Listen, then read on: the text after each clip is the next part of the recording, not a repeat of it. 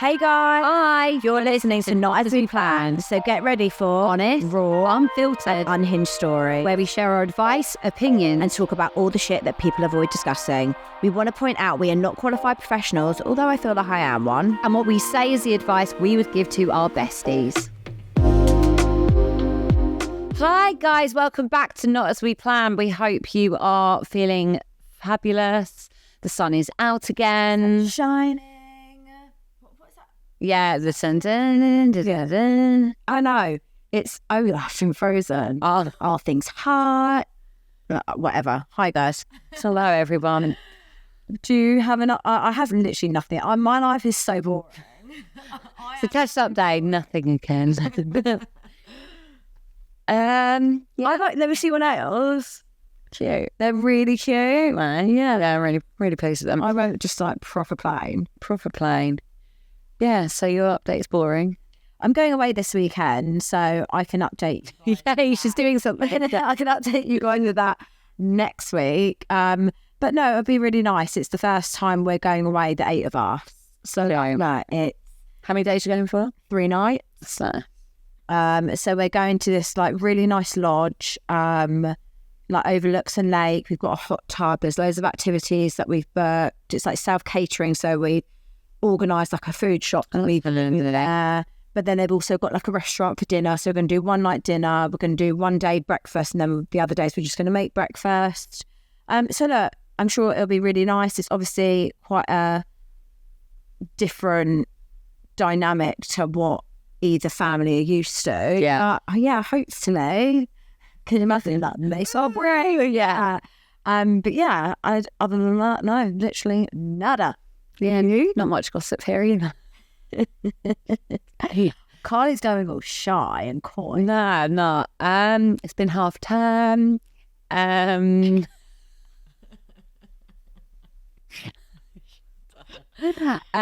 no, kids have been off school in a half term, and I'm not gonna lie, it's been pretty wild, to be honest. Like, my work doesn't stop, and I've been trying to juggle that around the kids, and I don't know what's going on with Milo at the moment, but he's turned into a bit of a devil child this week. He's 3. Yeah, but like really, but then he's like really cute because he'll do something and goes, "Mummy, look me in the eye. I'm sorry," and I'm like, oh, shit, because it gets me. They know that. Yeah, and then so they had an extra day with their dad this week, so they went to his yesterday afternoon, so that I could do this today, because I'm really like, otherwise it's normally me who has to change everything, and I was like, no, this time we're going to make it work on my work schedule, and that's what I'm going to do now. So then I get them back this afternoon because it's Theo's birthday tomorrow. So then, yeah, because Theo wanted to wake up at my house on his birthday, so yeah. And because that's been like, although would he anyway? Well, originally he wanted to have them like tonight, and then I could carry it over because it's his weekend with them. So yeah, I don't know what I'm going to do with the boys on Friday. I think we might go into London or like Greenwich or something. Just have a nice day out, just the 3 of us. And yeah, that's...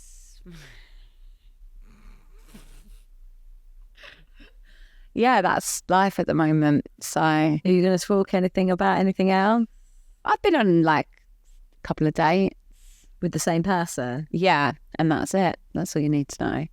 No, look, it's just refreshing to like go on a date. Like, I don't want to say too much. Maybe I'll talk about it on Patreon.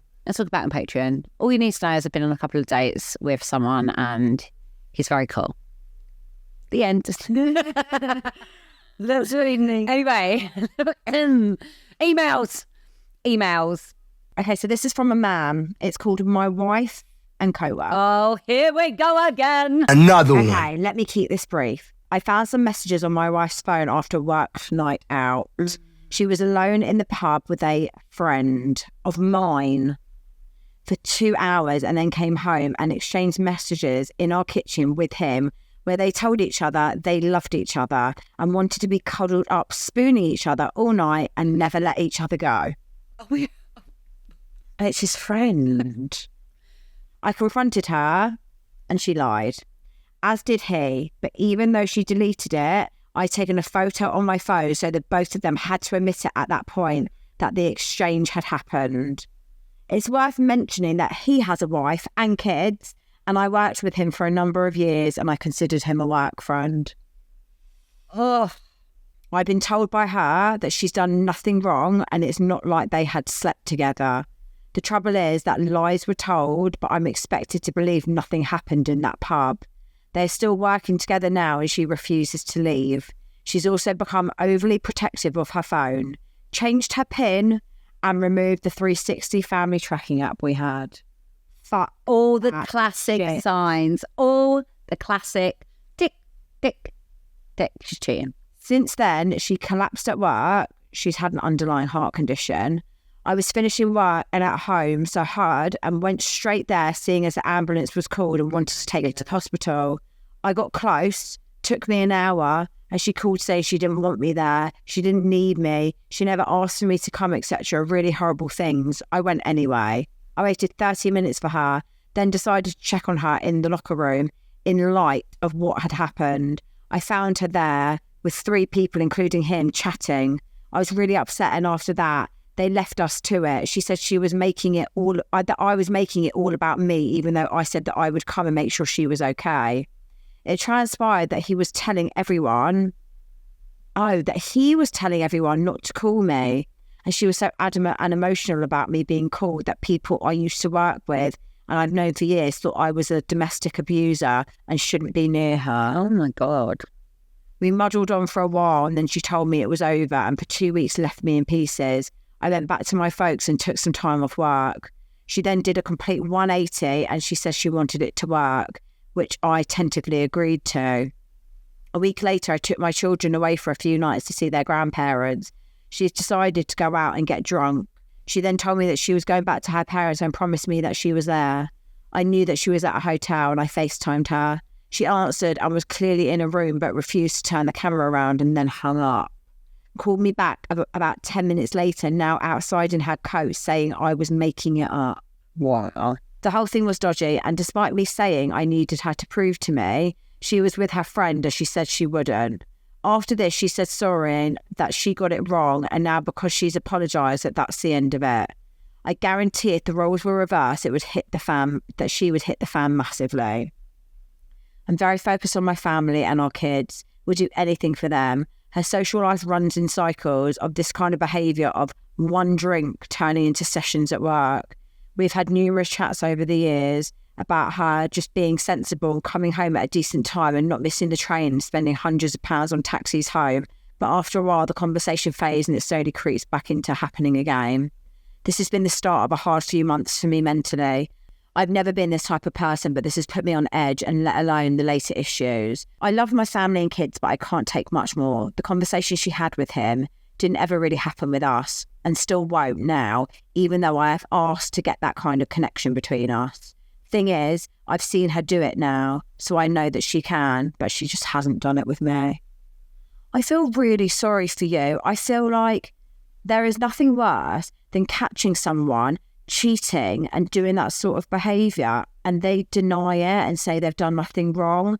For me, that just shows that, like, it's never to happen again. Yeah, there's no accountability, there's no remorse, there's no anything. Like, I feel like, look, like, respect to you, you've stayed, you've stuck it out, you've tried, and this woman doesn't respect you. She does not respect you. She doesn't care how she is making you feel. And I really think we need to respect ourselves. When someone shows you that they don't care about how their actions are making you feel, that's everything we need to know. And at the end of the day, I think maybe it might be time for you to start, like, pouring into yourself and respecting yourself more and realising you don't need to just put up with it because you're married to someone. Like, yeah, like he's saying, like, I love my family and my kids. Like, your kids are your family and they won't go anywhere. That love will still be there. Yes, you may not see them as much as you do if you stayed in that family unit, but that's not a family unit that you should want to stay in, right? She's not respecting you.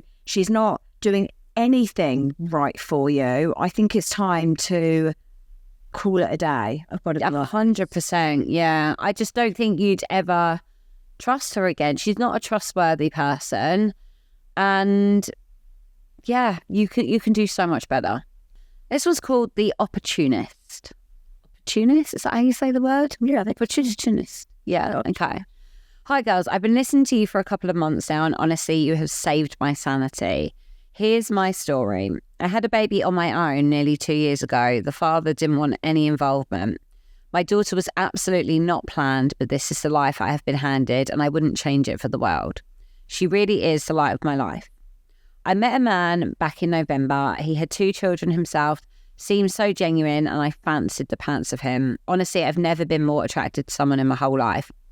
Very early on, there were so many red flags, from meeting up with his ex, turning up at my house in the middle of the night, beaten up with his 2 girls the first time I met them, drinking every day and using recreational drugs. He just made me feel seen, like I never had before, and when he held me, I literally melted into him. I knew there were so many things I should have run from, but as usual, I thought I could be the one that saved him, or that he would change for me. There were times I felt he was just using me for my home, car, and money. He barely worked, would wake up in the afternoon when my day was nearly done, constantly demanding things, basically wanting to be mothered. I'm not that person. I want to be cared for equally. He was subtly controlling, saying, oh, why don't you wear those other jeans? Or don't be telling anyone about the conversations we have. When we first met, I'd over-bleached my hair and my fringe was basically non-existent, and he knew I was conscious of this as I was doing treatment on it all the time. During sex, I like it fairly rough. I don't mind my hair being pulled, but he was pulling my hair at the crown. That's weird. After sex, so much of my hair would fall out. fucking hair. I mean, it's not worth that, is it? Wow. When I tell you my hair has doubled in thickness now, it's crazy. He would also bite me hard in obvious places like my chest or neck just before a special occasion. That's fucking weird. It's like marking his territory. On your chest. I have a lot of skin now. Yeah. How you want like someone's chest? I mean, it's like a fucking vampire. Don't, because I find that. I don't get. Do you? Well, you like vampire? I love vampire diaries, so I would not. No, I prefer more of a warm-blooded human. If you watch the Vampire Diaries, you'd understand. All abusive behaviour that I just wasn't fully seeing. The straw that broke the camel's back was when I was calling him one night, and he was already meant to be at mine 2 hours before. I was calling and texting, and he was cutting my calls and leaving me on red. Eventually, a couple of hours later, after I had a total breakdown, he started responding to me. I think he just enjoyed mind games. That is so bad. That's fucked up. Earlier on that evening, I was at a friend's and we were having dinner, and I had put my phone in my bag. When I looked at my phone, he'd been calling and texting, but obviously I didn't have my phone at the dinner table. I think he was ignoring me because I'd ignored him. My anxiety was going through the roof all the time. He barely said how he felt, only when he was drunk. He said he loved me, but mainly in response to me saying it. Looking back, it's so clear he was using me, but I just couldn't see it. I thought he loved me.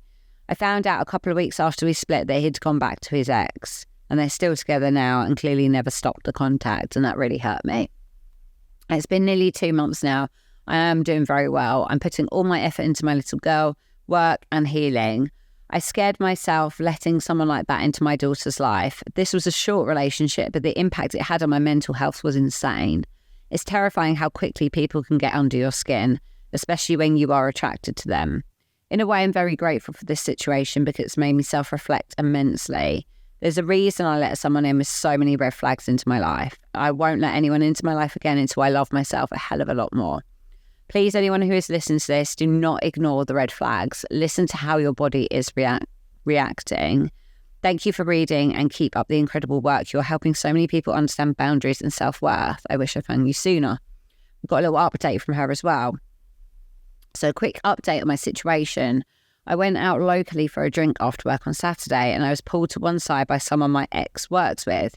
And he was really concerned because my ex has been saying horrible things about me, about my life and my daughter. Things that have been completely fabricated and could damage my reputation. In the moment, especially because I'd had a drink, I rang him and gave him the 3rd degree. He ended up semi-admitting it, but saying it was a joke. Anyway, this was left, and then hours later, I get a message off his girlfriend, her basically saying she got the number off him, that she has no idea what's going on, has no hard feelings against me, and doesn't want this to happen again in the future. I've been painted out to be this crazy ex when I haven't spoken to him since we broke up. I replied politely but bluntly, making it clear I didn't want anything to do with him and wished her good luck. I'm a bit annoyed I stooped to this level and should have not bitten back. I was doing so well. But honestly, if there were any feelings still harbouring, they are 100% gone now. Universe is universing. Do you know what? I feel like don't be so hard on yourself, because I feel like there was a real valid reason why you got in touch. I feel like you felt like that need to defend your corner and also put a stop to whatever it is that he's doing. I know we always say, like, you can't control what people, you know, how people tell their version of the story. But if you're actually being told that he is saying things that you quite rightly said would affect your reputation and things like that, I would have done the same. You can't stand up for yourself, who will? Yeah, I think most people would have done that. Like you said, take it as like another reason why you're not with him. Use that to help you move forward. It sounds like you're doing really well. Don't let that be viewed as a setback. I feel like, if anything, that's a stepping stone forward to, like, do you know what I mean? Like crossing off another reason why you're not with him. So, like you said, it is sometimes scary what impact someone can have on you in such a short space of time. But I think the fact that you eventually noticed it, didn't let it drag on for years, you are able to go no contact with this person, which is amazing. Look at all the positives from it, learn from it. It's allowing you to grow. So yeah, thank you for sending that in. And I think anyone should take on board, like, whenever they have like those sort of relationships, situationships, whatever you want to call it, just take from it that there is a blessing in the breaking. Like, you are then going to grow from it. Like, going through that breakup at that time, it feels like the worst thing ever. But if you genuinely do the work on yourself, you'll realise why you need to be put through it, because you are going to grow from it and then you learn from it. It's like my attitude to dating. I feel like I'm just kind of like taking it one step at a time, and like, if things go somewhere, like, fantastic. But if they don't, it's a lesson. It from some aspect of not being with that person, you're going to learn something. And I think that's really what you need to try and focus your energy on. What are you taking away from that? What have you learned? And like you just said, it's about being much more alert and not ignoring those red flags. So that was your lesson. That's why you had to meet that person. This is called Me or the Dog. The dog. I'm writing because I've hit a breaking point and I don't know what to do. Recently, my partner gave me the ultimate ultimatum. It's me or the dog. I'm done. This came after he took our dog with him to a gardening job, even though I'd asked him not to for shorter jobs. Our dog has separation anxiety.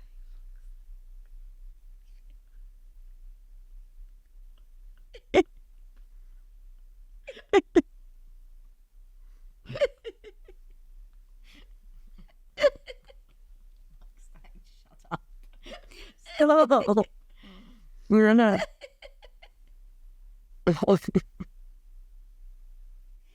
Sorry, my leg wouldn't let go of me yesterday. As I was trying to walk out, he literally like got my leg and was like, looked at me. I can just imagine this dog like, oh, right, go. Our dog has separation anxiety, but also has a strong fear of tools and loud noises.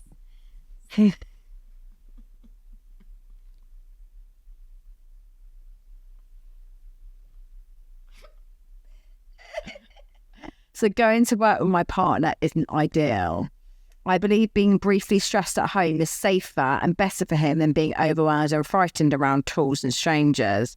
My partner disagreed and took him anyway. I offered to pay for training and he said no. I said we wouldn't train him again. My partner said no, as it's too much and he hasn't got the time. My partner spends most of the day at home, usually playing Fortnite or golf clubs or games on his iPad. Anything I offered, he said no to. While on the job, a neighbour apparently asked if the dog was okay, and when I got home at lunchtime, my partner exploded. He told me that either the dog goes or he goes. and then went on to say horrible things about what he'd do to the dog to make him suffer. Oh my God, I'd report that. Claiming the dog is the root of all our problems, but I know that's not true. The issues have been there for a long time before we had the dog. Over the years, it's always been something. First, I wasn't affectionate enough. Then it was about sex. Then the kids. Then not caring enough. Then not understanding him. Then it was my fault he doesn't have a full-time job. Then it was about me not doing enough around the house, despite being a full-time teacher. And now it's the dog. No matter what I do, it's never enough. Every problem somehow becomes my fault, and he always makes himself out to be the victim. If I cry, I'm too emotional. If I try to explain myself, I'm not listening, or I don't care. I feel like I'm constantly walking on eggshells, just waiting for the next mood swing. We've been together 25 years. Wow. I met him when I was 15, and I'm now 40, and he's 50.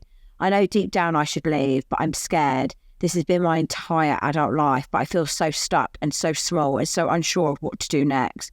I love my dog dearly, but he is not the problem. The problem is much bigger than that. I don't know if this is something that you would even cover on the podcast, but I really needed to write it down because I feel so lost. Thank you for reading. I just want to say, apologies if there was a bit of a lack of sensitivity at the beginning of that email. I think it's obviously, like you said, you don't know if we'd even share something like this on the podcast. It is quite different. We've had emails before where we've had people saying about how they co-parent with a dog, and I guess we find it hard sometimes to relate to that actual co-parenting life. I apologise. I just got the giggle. But I feel like you said, the dog isn't the problem. He is the problem. And I understand that because you've been with him for so long, the thought of not being with him is so frightening. But you're not happy anyway. At least leaving him provides you with some hope that things could get better. Nothing's going to get better with someone like this. Also, he sounds like quite an aggressive person to threaten hurting a dog. I'm sorry, for me, that's a big red flag. But that just shows me he's got some kind of I don't know, I feel like missing some kind of empathy, even to threaten it, whether or not he would actually do it. To even threaten it and use those words for me is just absolutely not acceptable. And I think, look, he's threatening with an animal.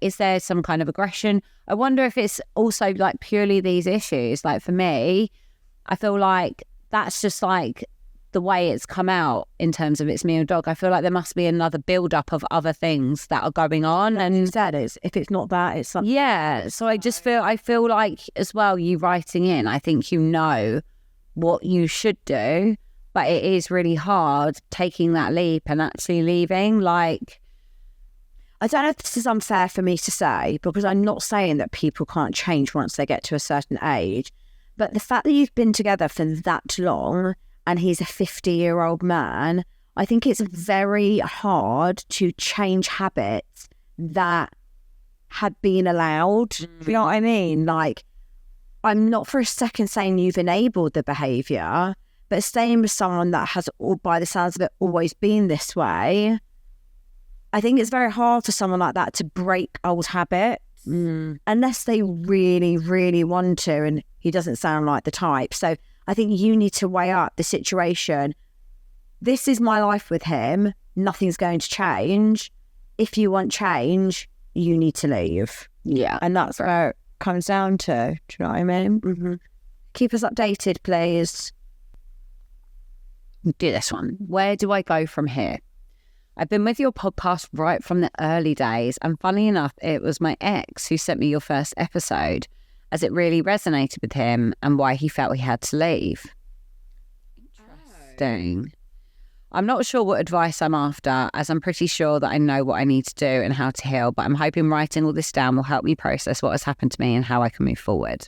Let's go to April 2022 when everything changed. We were on holiday, and whilst driving home, my ex's dad tried to commit suicide. He died 2 weeks later of his injuries. It was like a bomb went off in our family. Everything changed, and it changed my ex forever. Saying the next 18 months were hard would be an understatement, but I did what I could. I gave him whatever he needed. I let him do whatever he wanted. I never put pressure on him, and I did everything I could to make him happy. I went to the bottom of the pile during that period as he had to step up for his mum and his brother, and I made sure that he never had to worry about me or the kids, and I took care of everything.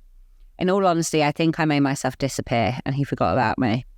It was lonely. He never spent evenings with me. He would go to bed straight after, if not before, the kids went to bed. Wow. We never did anything special, and I did most of the things like seeing extended family and doing stuff with the kids on my own. In October 2023, he said he was starting therapy to deal with his dad's stuff. I really encouraged it and was proud of him for making the steps. And after his third session in February 2024, I asked him how his session went, and he said he'd talk to me later. I thought nothing of it until he came downstairs after the kids were in bed whilst I was playing with the puppy he had bought me 3 months earlier for my birthday, and he told me it was over and he was done. I really didn't see it coming. I was fully aware we were in a tough place, but for me there was always enough love there to try and make it work, and it never occurred to me that we would finish. After considering what we had been through, I thought a tough time was completely normal. He didn't want to try anything. He said no to everything I suggested, and he wouldn't consider trying to fix it. He said some terrible things which have stayed with me. He stayed for the kids. He wasn't attracted to me anymore. He wasn't in love with me anymore. The only reason we were together so long was because of the kids. We have nothing in common, and we've been broken for years. Wow. Hold on, and did she say that she listened to an email of ours, which Like the first ever episode that made him realise he needed to leave? Wow. All stuff which knocked my already shaky confidence and self-esteem. Side note, he never told me he loved me or that I ever looked nice, probably because he didn't actually think either of those things. It felt so unjust because I was never given a say as to the end of the relationship that I was in for 15 years. I never got a chance to change or fix anything because he never told me the relationship was in danger until we decided it was over. That's really difficult. Yeah, that really is. He took a long time to leave, a whole 5 months of living together pretending for the kids. But he left and I was okay after the initial shock. Because of how separate we were, the day-to-day didn't change that much. I relate to that so much. And the kids were amazing and adapted to the new routine quickly. I was doing so much more socially, and there's so many benefits to being on your own. I saw such a difference in the kids, and I didn't have to manage their behaviour to keep someone else happy in our house. When the three of us were together, it was just fun and happy. Generally, we were lucky, and for the next year, we got on well, and we did spend a lot of time together with the kids, and sometimes without. People found it strange, but we were okay with it. I do think it massively benefited the kids, us being in a good place.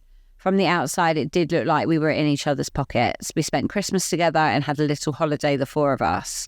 We were living in the bubble, which was always going to pop. I didn't protect myself enough from the damage when it came. Fast forward to May 2025, and everything is changing, and I am really struggling. Our family home has sold, and I am financially really going to struggle to buy something suitable where I live on my own. The stress of the sale and the loss I feel for losing my family home over a decision that I didn't make is crushing me. He had a large inheritance, so he is not feeling it the same way I do. He has moved out for nearly a year, so I don't think he has the same emotional attachment on the house that I still do. We were not married, so I have no claim here, and I don't want any, as he only has it because he lost his dad. He's also taken the kids away on holiday, and it's the longest I've ever been away from them. I know I'll find it really tough not having them here with me. But what has really floored me is that he has met someone else, and I found out by pure chance. I had to track my phone off the kid's iPad as I couldn't find it, and my son, who was at school, had left his phone in his dad's car. And lo and behold, there it was, tracked to not where he said he was, and it didn't take long to figure out why he was there. He lied about where he was until I called him out on it, and he then admitted it, that he was seeing someone, and that he didn't tell me to protect my feelings as it was early days. But it honestly broke me. I felt exactly how I felt when he ended things. I couldn't eat and I couldn't sleep. I think because we were so close and still very much entangled in each other's lives that it felt like I'd lost him all over again. I also cannot abide being lied to. And after I found it, more lies were uncovered. He changed plans with his kids to see her, and that was a line I was furious that he had crossed. He lied to save my feelings, he told me, and it was such early days he felt I didn't need to know. Which may be true, but it made me question everything. We even went away as a family whilst he was seeing her. I feel like this is where lines get really blurred when you don't distinguish between separate lives. My eldest then found out 3 days later he was out with his dad, and he messaged me to say, why is daddy messaging insert girl's name? A heart emoji so much. I don't know who she is, but I feel her presence, and it hurts to know that when he falls off the face of the planet and I don't hear from him for 12 hours, it's probably because he is with her. I hate the sick to my stomach feeling it gives me. Just going to say on that point, like not hearing from him for 12 hours, like the fact that that's a problem for you when you've been living apart for a year is not normal. Yeah, I go like, well, we don't really message, to be honest. It's only literally like I've messaged him today to ask what time he's dropping the kids back. And I've messaged him today to ask how the kids are because he's got them. Otherwise, I wouldn't message him. Yeah. So I think that's definitely something you need to work on. I know why it hurts so much. There are no boundaries whatsoever. Okay, so I still gave him access to all of me, and I was just opening myself up to the hurt. I feel like you've just slowed down the process of healing because he's been such a big part of your life. I don't even know what my question is. I'm just hoping writing it down will somehow ease the lump in my throat when I see him. I think this is one of the last firsts that I was totally unprepared for. I think I kidded myself that I was in a better place than I was.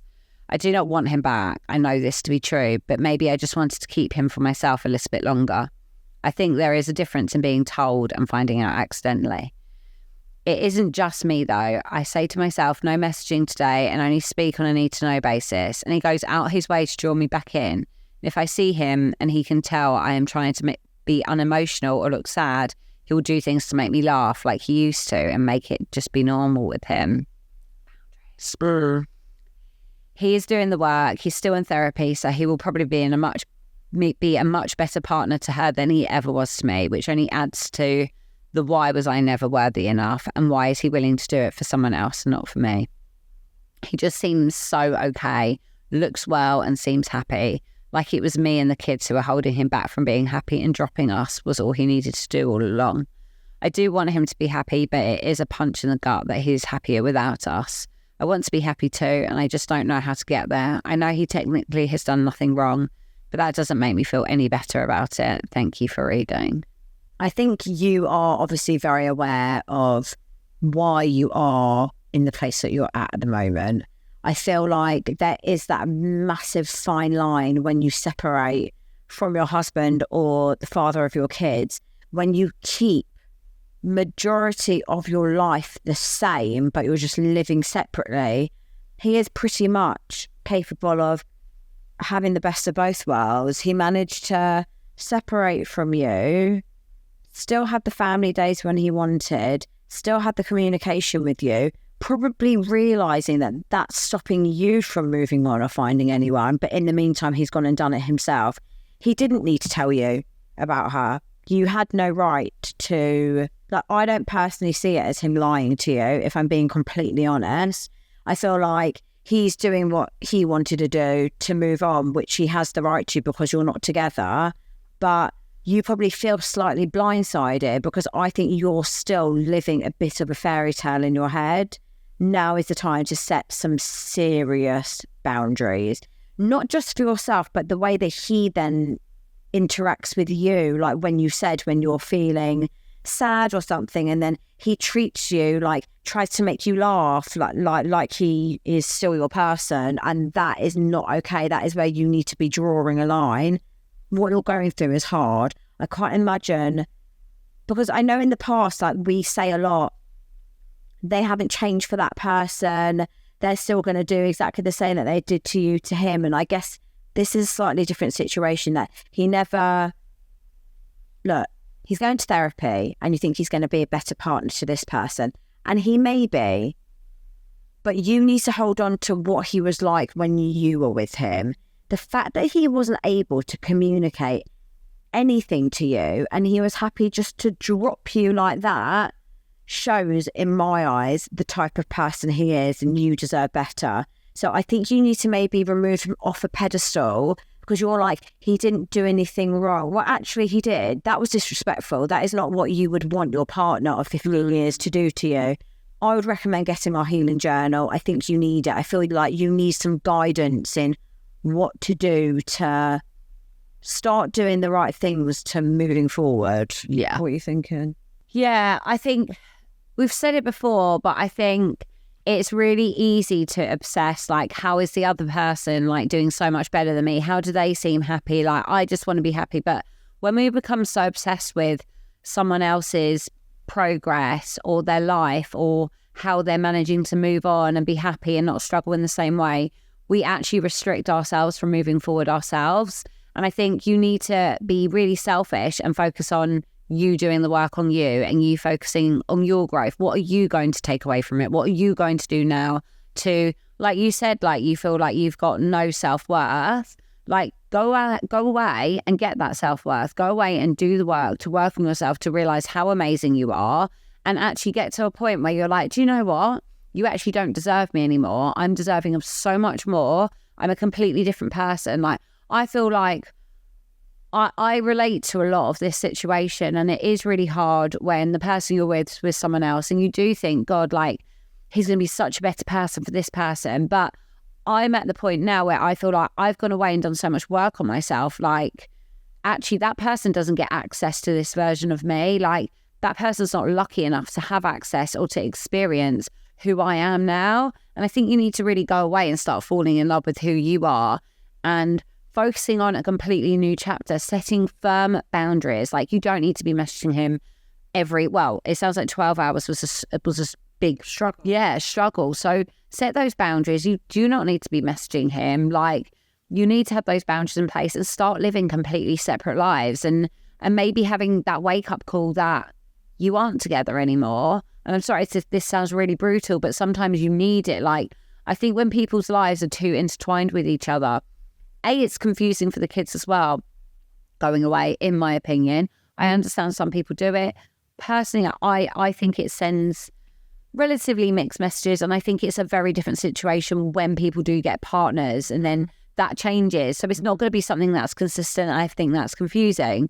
Like, for me, my life is, they lead two completely separate lives, and that's just how they've had it. And I think to a degree it's probably better for them because that's all they've known since a very young age. So yeah, for me, it's really about boundary setting. Do you know what? I actually must say that I relate to something that you said. When I broke up with my ex-boyfriend, while we were together, I massively pushed him to see a therapist. And he started therapy once we broke up. This was like when we were sort of still like back and forth and will we get back together and will we not? And it was one of the things that I think that he did for himself, but I feel like he also made a point to do it for us. And I remember finding it so difficult, thinking to myself, like, I've gone and pushed him to make himself better for someone else. And it took me a long time to be okay with that, because I thought, like, I wanted him to be better but with me. But then I think once I did the work on myself, I think I realised, like, regardless of what work he does, I was then doing enough work on myself to realise that actually, like, we were never going to be aligned however much work he was going to do on himself, because I needed things that he wasn't able to provide for me. And I think, like what Carly said, if you start really doing the work on yourself, I think eventually you'll realise that it doesn't matter if he is going to be a better partner for that other woman. I still don't think he would have maybe ever been right for you. It doesn't mean that she's better than you. Unique, but I think it's all about like where you are. Like, like you do the growth. You outgrow who he is. Yeah. I think like we focus so much on other people. Like, you outgrow who you were. You become better. You, like, I don't know. I just think like life is about becoming the best version of yourself and evolving. And like, I think you need to outgrow who he is. Yeah, that's my advice. Okay, product of the week. So I'm going to share something that I've had for a while, because whenever I talk about it on my Instagram, people go wild for it. So if you're not actually watching and you're just listening, I have got a smartwatch. It is, I think it looks like an Apple Watch. Yeah, It pretty much looks slightly bigger base, but you would not know. gold Chain. and Strap. and it tracks my steps. It is, you can connect it to your phone. I've just chosen not to because I feel like I'm on my phone enough. I don't need something else to link me to my phone.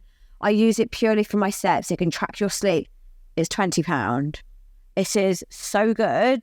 So for those that want something that looks a bit nicer than those black straps, but they don't want to pay for an Apple Watch, this is amazing. We are going to start linking our products of the week on our Instagram page, on the podcast Instagram. Maybe we'll make a little highlight as well. Yeah. So yeah, that's my product of the week. Right, let's do a confession. This is my confession. When my ex-husband decided to call it quits on our life together because he owned the property, I moved out of our home and I went back to my parents. He'd really bad insomnia and I would use a machine that played a noise to help him sleep. Ick, I know. When he left me when we had a 3-week-old baby and I was constantly back and forth to our old home, these were days before Ring doorbells. My ex wouldn't know the right or wrong end of a screwdriver. So I would go to our house and unscrew the plug to take the fuse out of his sleep machine. I then, after a couple of weeks, would sneak in and put it back in and then take the fuse out of the kettle or the toaster. So this went on for 6 months, at least with different appliances. Oh, that is so petty. In the end, he ended up calling an electrician out, who also didn't know what the fuck was going on. Never trust a scorned woman with a screwdriver. That is hilarious. You're at it. Right, affirmation of the week. I am worthy of working on myself and developing into the best version of me. Like, I think we should all be going on these self-development journeys. I think we should all be striving to do better, be better. Even if you're in a happy relationship. Oh, yeah. If you're listening to this and you are happily married, it's all about that grow together type language. 100%. Love that. Have a great week, guys. Please go review. Yeah, leave a review. Go and subscribe on YouTube. Share it with a friend. Like, the more we grow, the more we can do, the more we can travel, the more of you we can meet. So, Australia, we're coming. yeah. Love ya. Love you. Bye.